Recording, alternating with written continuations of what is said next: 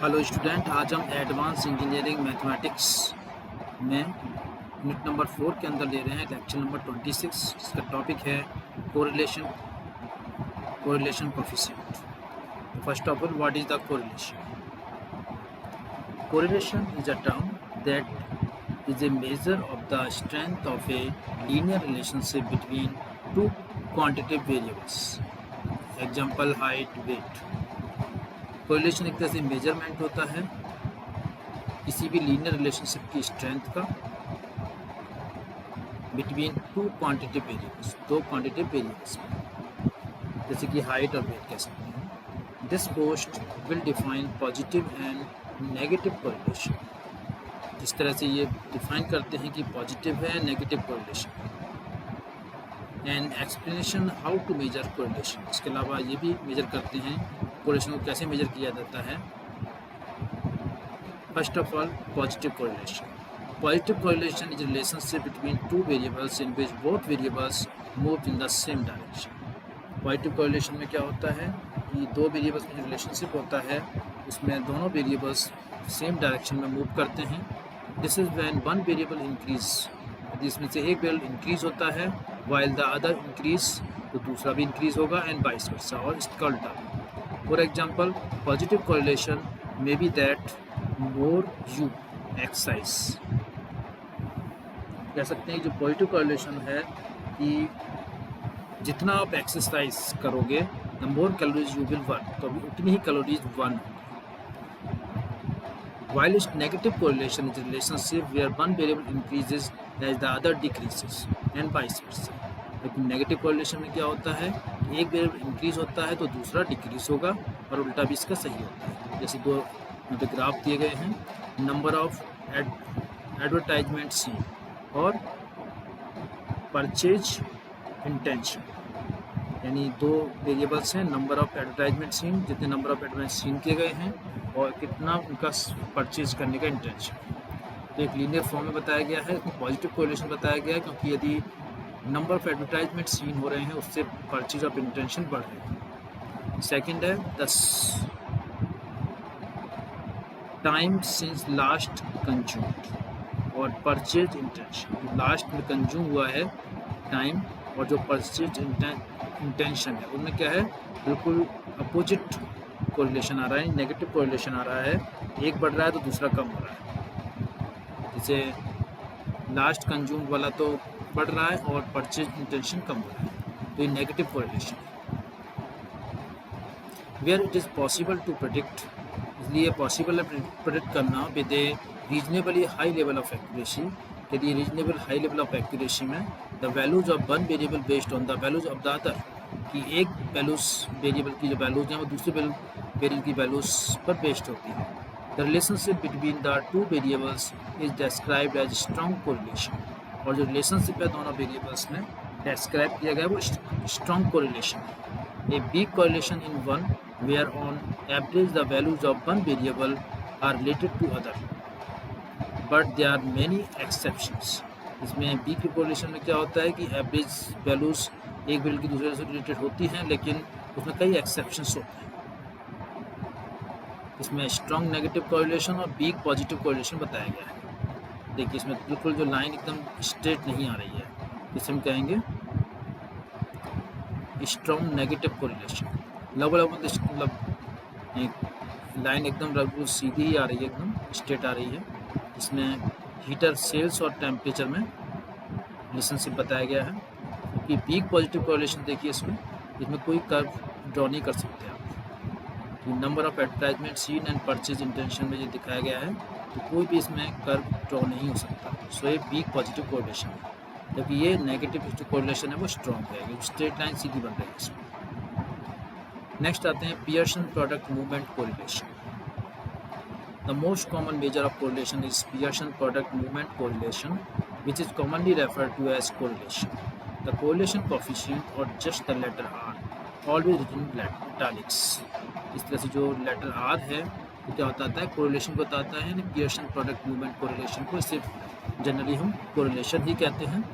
The correlation coefficient R measures the strength and direction of a linear relationship. इस तरह से जो correlation coefficient R होता है वो मेजर करता है strength and direction of linear relationship को।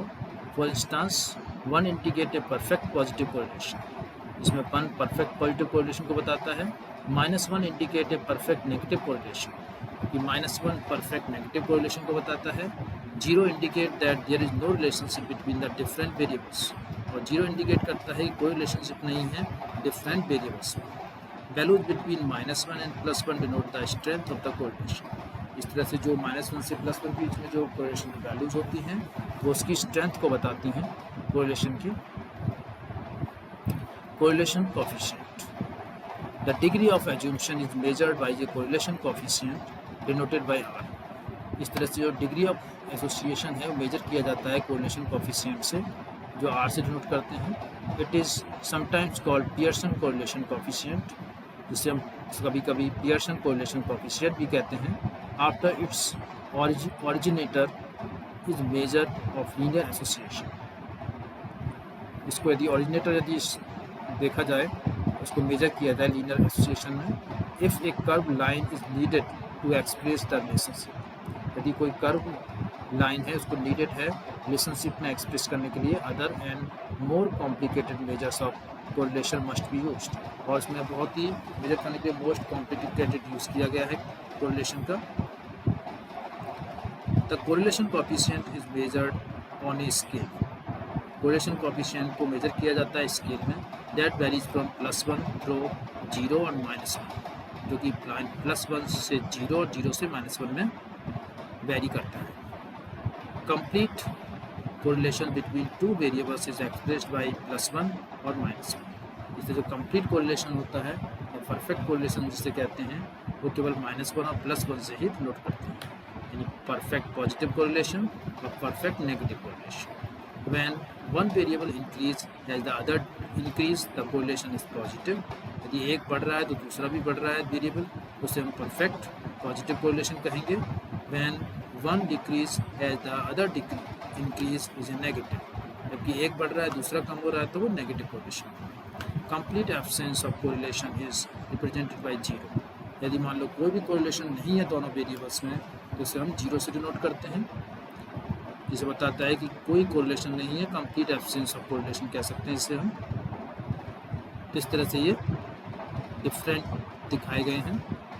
R = +1 के लिए इस तरह से सीधी लीनियर रेखा है, इसमें दोनों ही परफेक्ट पॉजिटिव कोरिलेशन है। R-1 में परफेक्ट नेगेटिव कोरिलेशन है, इसमें नो कोरिलेशन है इसलिए R = 0 होगा, और ये कर्व लाइन है। इस तरह से ये डिफरेंट कोरिलेशन बताएगा। Looking at data scatter diagram, when an investigator has collected 2 series of observations and wishes to see whether there is a relationship between them, he or she would first construct a scatter diagram. The vertical scale represents one set of measurements and the horizontal scale the other. If one set of observation consists of experimental result and the other consists of time scale or observed classification of some kind, it is usual to put the experimental results on the vertical axis. These represent what is called dependent variable. The independent variables such as time or height of some other observed classification is measured along the horizontal axis or baseline. The words independent and dependent push puzzles the beginners because it is sometimes not clear what is dependent on what. This confusion is a triumph of common sense over misleading terminology, because often each variable is dependent on some third variable which may or may not be mentioned. It is reasonable, for instance, to think of the height of children as dependent on age rather than the converse, but consider a positive correlation between mean tar yield and nicotine yield of certain brand of cigarette. The nicotine liberated is unlikely to have its origin in the tar. Both varies parallel with some other factors or factors in the composition of the cigarettes. The yields of the one does not seem to the dependent and other in the sense that On average, the height of a child depends on his age. In such cases, it often does not matter which scale is put on which axis of the scatter diagram. However, if the intention to make inference about one variable from the other, the observation from which the inference are to be made are usually put on the baseline. As further example, a plot of monthly deaths from heart disease against monthly sales of ice cream would show a negative association. However, it is hardly likely that eating ice cream protect from heart disease. It is simply that mortality rate from heart disease is inversely related, and ice cream consumption positively related to a third factor, namely environmental temperature. Calculation of correlation coefficient. A parametric register has measured the volumetry anatomically dead space in ml and height in centimeter of 15 children. The data are given in this table. The scatter diagram shown, each of represent one child. It is peaked at the point corresponding to the measurement of height horizontal axis and dead space vertical axis.